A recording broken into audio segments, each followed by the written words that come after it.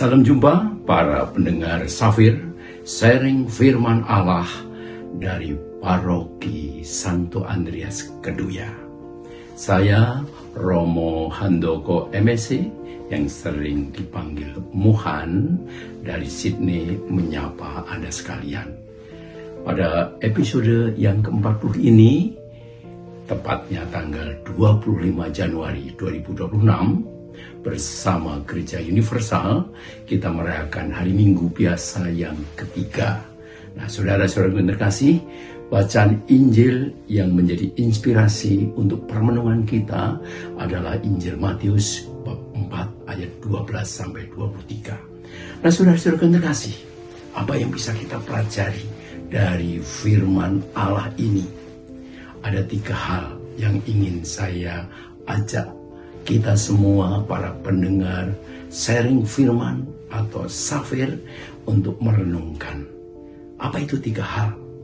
Yang pertama, dalam Injil Matius tadi kita mendengarkan bagaimana Yesus memulai karya setelah Yohanes Pembaptis ditangkap di penjara. Nah, apa yang bisa kita renungkan dari kata awal bacaan Injil hari ini? Ketika Yohanes Pembaptis ditangkap, suasana saat itu tentu tegang dan banyak orang mengalami semacam keputusasaan karena pribadi yang ditunggu-tunggu ternyata ditangkap di penjara. Tapi justru ini menjadi awal bagi Yesus. Setelah Yohanes ditangkap, justru Yesus tidak merasa gentar untuk mewartakan firman Tuhan.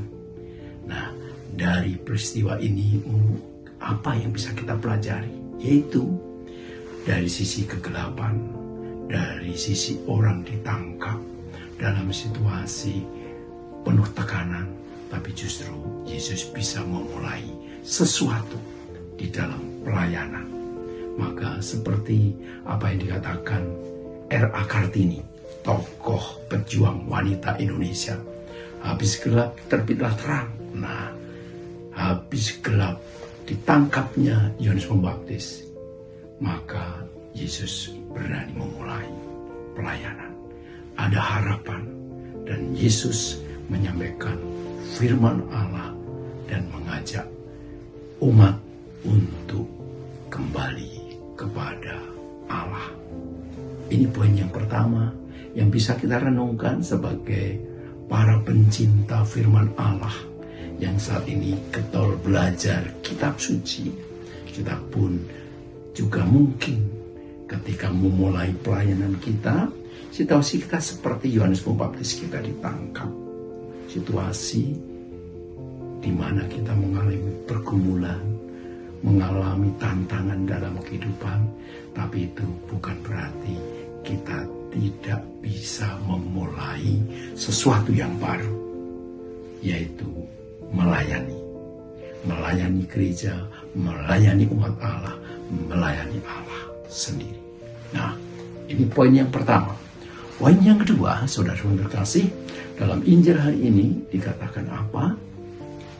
Bahwa Yesus memulai karyanya bukan dari istana, bukan dari Yerusalem, kota yang dianggap suci, tapi mulai dari Galilea.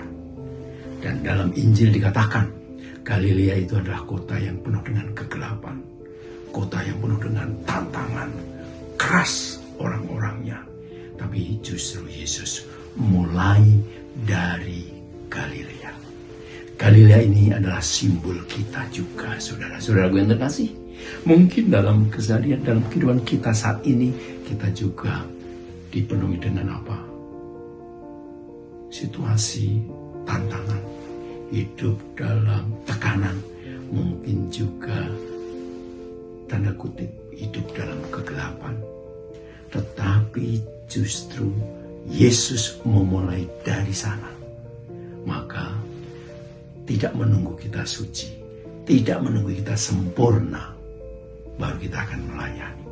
Tapi justru dari tempat-tempat seperti Galilea, Yesus memulai karyanya. Itu tandanya apa, saudaraku? Anda dan saya, meskipun mungkin bukan orang yang sempurna, tetapi kita juga bisa dipakai Tuhan. Maka jangan menunggu kita menjadi orang baik, orang yang sudah suci, orang yang tiap hari mendengarkan firman Tuhan dan melakukannya, baru kita menjalankan atau menjadi pelayan Tuhan. Tetapi pada saat hati kita siap, meskipun kita penuh dengan banyak kelemahan, tetapi kita mau, disitulah awal.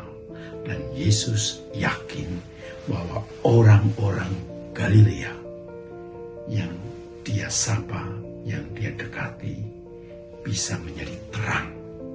Karena Yesus juga yakin dari Galilea akan bisa memancarkan terang. Sama untuk kita.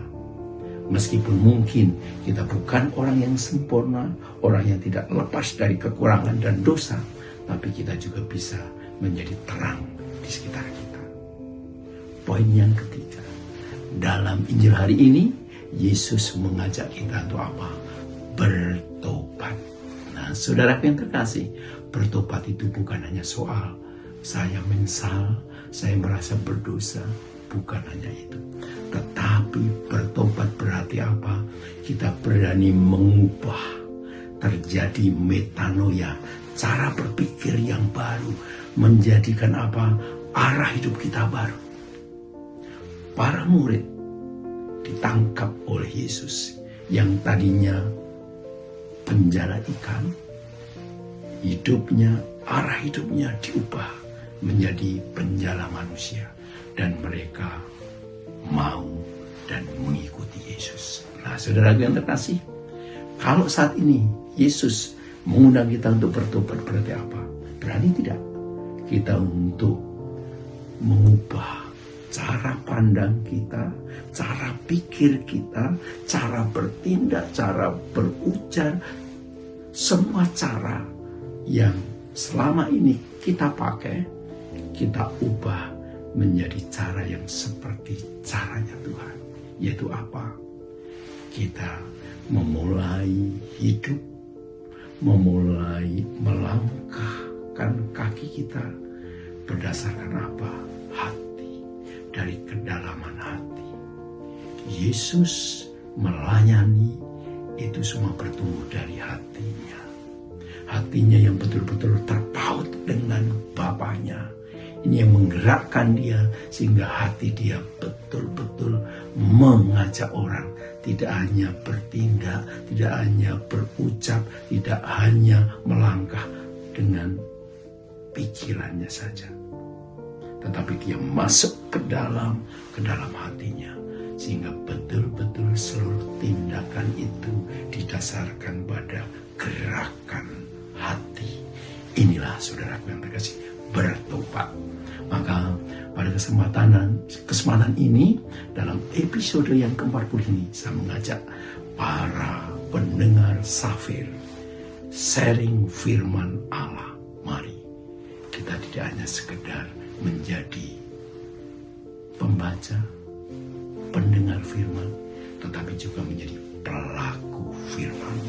Sehingga setiap orang yang berjumpa dengan kita betul-betul hatinya tersentuh, mereka tergerak, dan kemudian mereka bertobat, mengubah cara pikir mereka seperti cara pikir kita yang sudah diubah oleh Yesus, yaitu apa? Meninggalkan manusia lama kita, cara berpikir lama kita, dan kita menjadi orang baru dengan bertindak dari kedalaman hati. Dan inilah sebetulnya yang akan kita wartakan ketika kita juga selain menjadi pendengar firman, tetapi sekaligus menjadi pelaku firman. Sehingga Sang Sabda yang sudah menjadi manusia dan tinggal di antara kita betul-betul terjadi ketika kita bukan sekedar sharing firman, tetapi kita juga sharing pengalaman hidup yang dilandasi firman, karena dari kedalaman hati sudah kita hayati dan kita renungkan. Maka saudara-saudara terkasih, mari jangan kita berhenti menjadi pendengar atau pembaca atau tukang sharing firman, tetapi betul-betul menjadi pelaku firman, sehingga firman Allah betul-betul hadir dan menjadi realitas hidup lewat kesaksian hidup kita. Tuhan memberkati dan jangan gentar menjadi pelaku firman.